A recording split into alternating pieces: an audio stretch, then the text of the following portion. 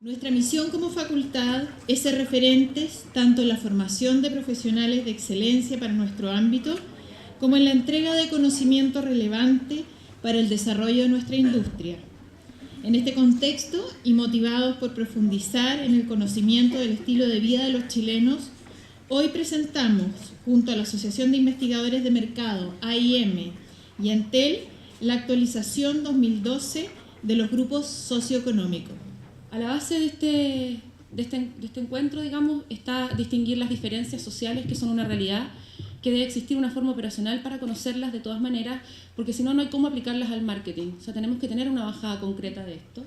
Se asume que cada GCE representa un patrón de consumo diferente y sabemos que no podemos manejarlos de manera separada entre las percepciones que tienen quienes viven el día a día en el consumo, lo que las empresas quieren lograr con esto, y por lo mismo también el impacto que tienen los distintos acontecimientos sociales en Chile y en el mundo, que van generando cambios importantes en la realidad que viven. ¿Por qué? Porque claramente estamos frente a un contexto en donde el acceso, y acceso en todos los sentidos, acceso a la información, acceso a la opinión, acceso a la participación, es cada vez más potente.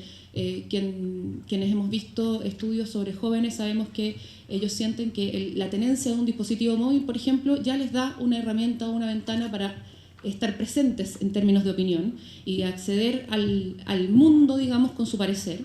La tecnología, que es un día a día e inevitable en el proceso de empoderamiento de la sociedad, que nos va generando un cambio que tiene que ver con la globalización, la velocidad, y el que en el fondo no nos conformamos ni nos quedamos en un lugar, en un sitio, sino que estamos viendo permanentemente la oferta que nos hace el contexto, el entorno, el mundo, respecto a lo que nos interesa o a lo que nos llama la atención.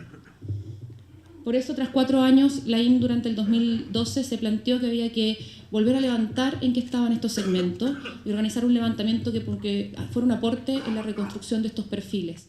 Hoy por hoy, y en base al último levantamiento de actualización que hicimos, vamos a seguir trabajando con una convención de establecimiento de las proporciones de los niveles socioeconómicos. Lo que cambia es la descripción de estos segmentos.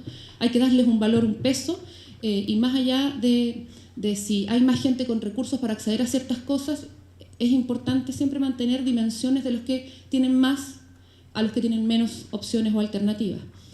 Sin embargo, seguimos nosotros, después de haber analizado estos datos, manteniendo que la línea del confort de los chilenos ha mejorado significativamente en torno al acceso al crédito, y eso es algo que, si bien desde otros puntos de vista puede ser analizado como un tópico social importante a atender, en términos de lo que es la oferta de bienes de consumo, es algo interesante y potente.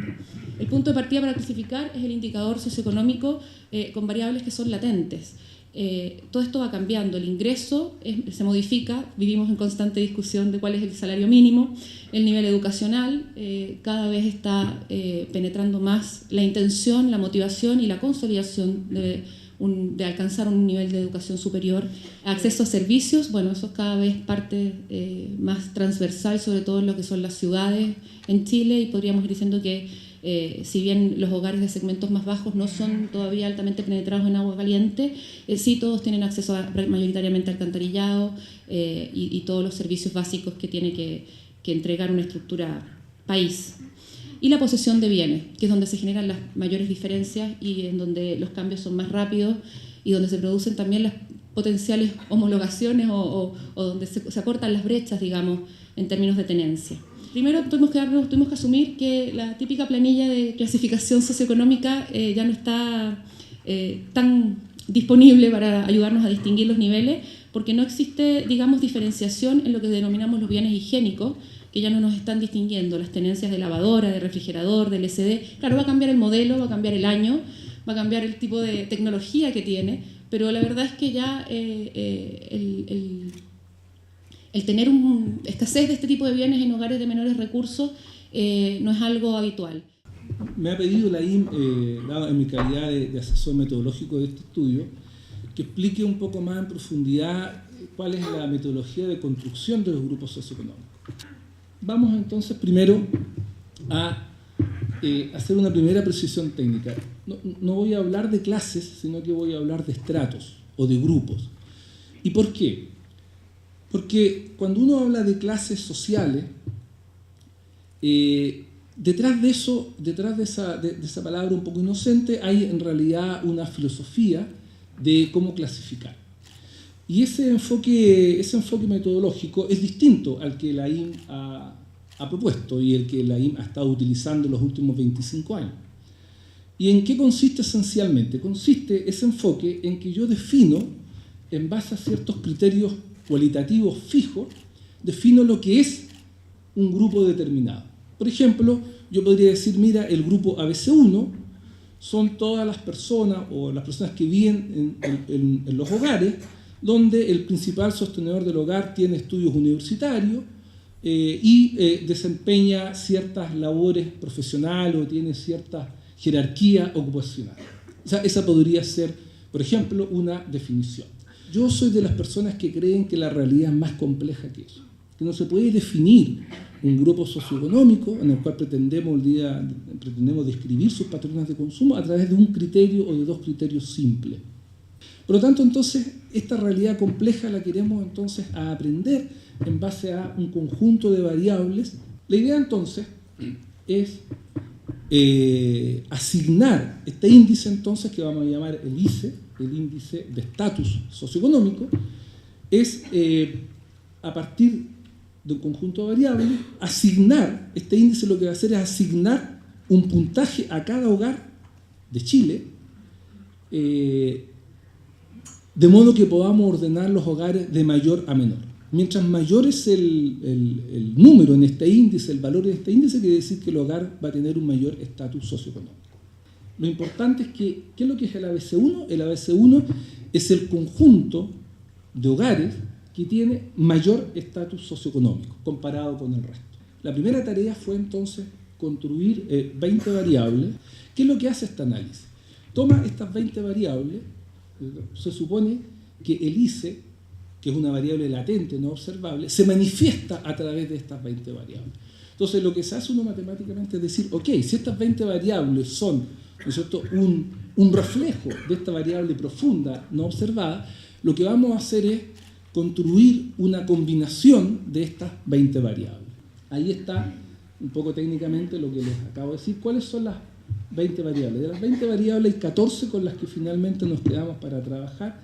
Una de ellas, la que más discrimina, es la cantidad de bienes en el hogar. Esto es una suma de 14 bienes. ¿No? Tenemos otra variable, un puntaje por ser bienes de lujo que posee el hogar. Ahí tenemos 6 variables, donde hay cosas como si posee una cuenta bancaria, si está en un ISAPRE, si tiene una asesora del hogar, etcétera, etcétera. Variables que no se incluyeron en el índice porque tenían menos correlación con el índice. El número de años de estudio, el principal sostén del hogar, porque muchas personas en realidad no saben y por lo tanto no responden.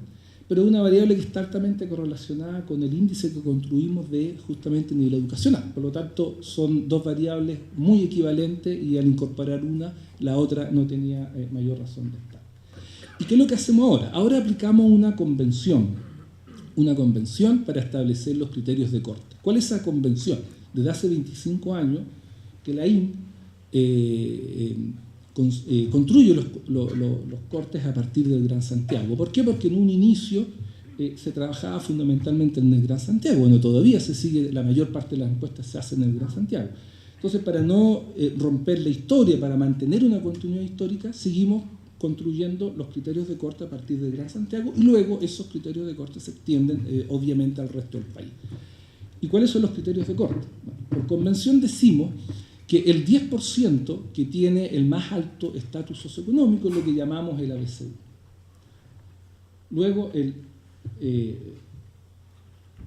20% siguiente es lo que llamamos el ABC2. El 90, 70, podría haber empezado al revés. El 10% de más bajo estatus socioeconómico es lo que llamamos el grupo E.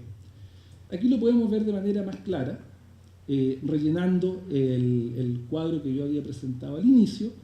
Fíjense ustedes entonces que aquí están todos los hogares ordenados, del mayor estatus al menor estatus. El 10% de mayor estatus socioeconómico, el corte, en esta variable que va de 0 a 1000, el corte es 602 puntos.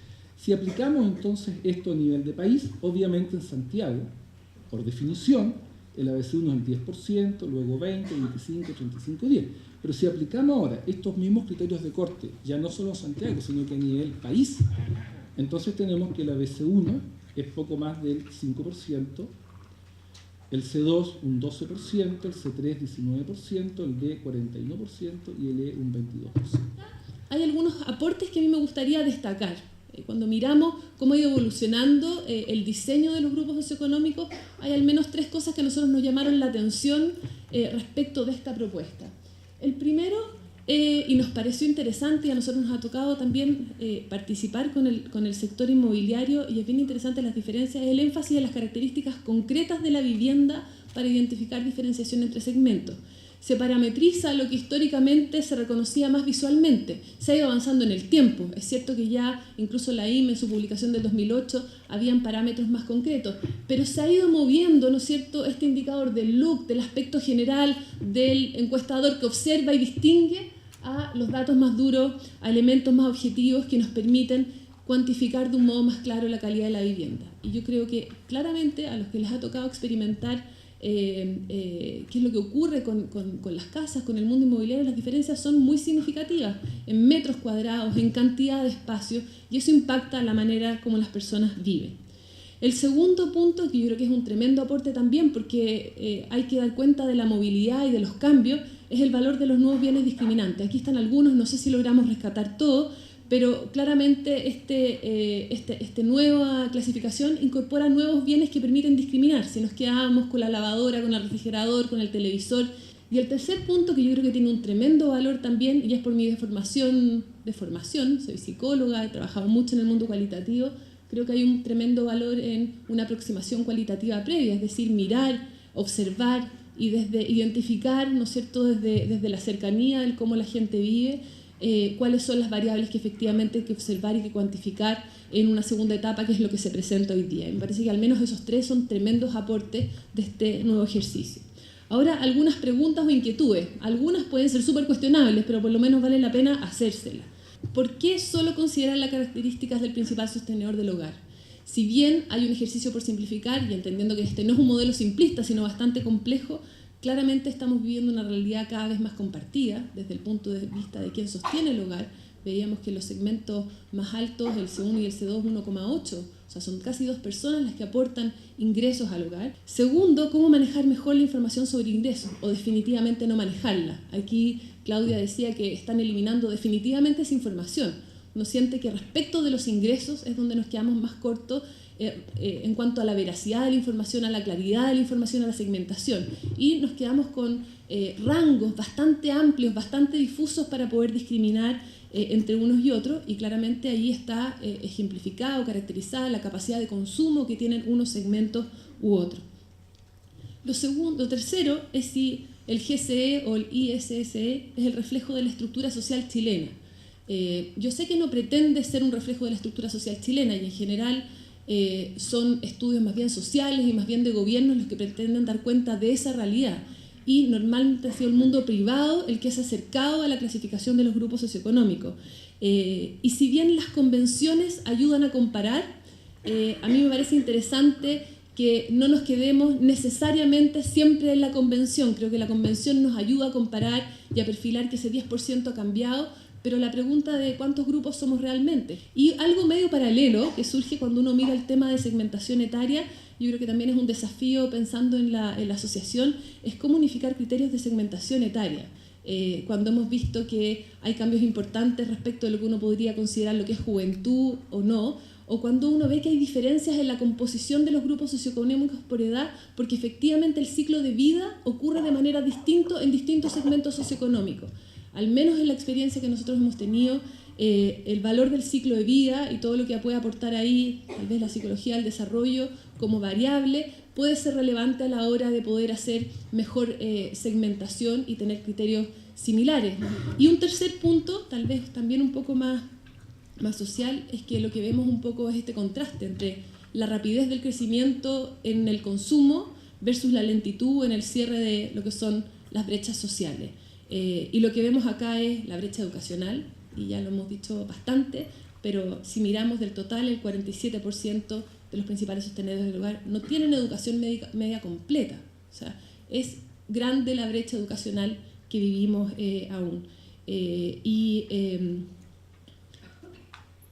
Desde el punto de vista laboral, el 75% de los principales sostenedores del hogar no tienen trabajos que se califiquen como profesionales o como empleados, ¿no? Sino que tienen otro tipo de trabajo. Y por otro lado, si bien en cuanto a lo digital podemos ver los datos sumamente positivos de crecimiento, hay una brecha gigante por cubrir. El 40% de los hogares aún no tiene computador y el 54% de los hogares aún no tiene conexión a Internet. Así aquí hay un desafío todavía en el mundo de las comunicaciones o de las telecomunicaciones. Si bien se ha crecido y es optimista y probablemente va a ser un bien que va a dejar de ser un bien de lujo, va a ser un bien como lo es la lavadora, ¿no es cierto?, que cambió la vida de la gente en términos del tiempo disponible. La pregunta es cómo cambia la vida cotidiana de la gente con el acceso a Internet o al mundo de las comunicaciones que tenemos hoy día. Pero todavía hay una brecha grande, todavía no se ha generado un cambio radical en términos del acceso a este tipo de servicios o de bienes.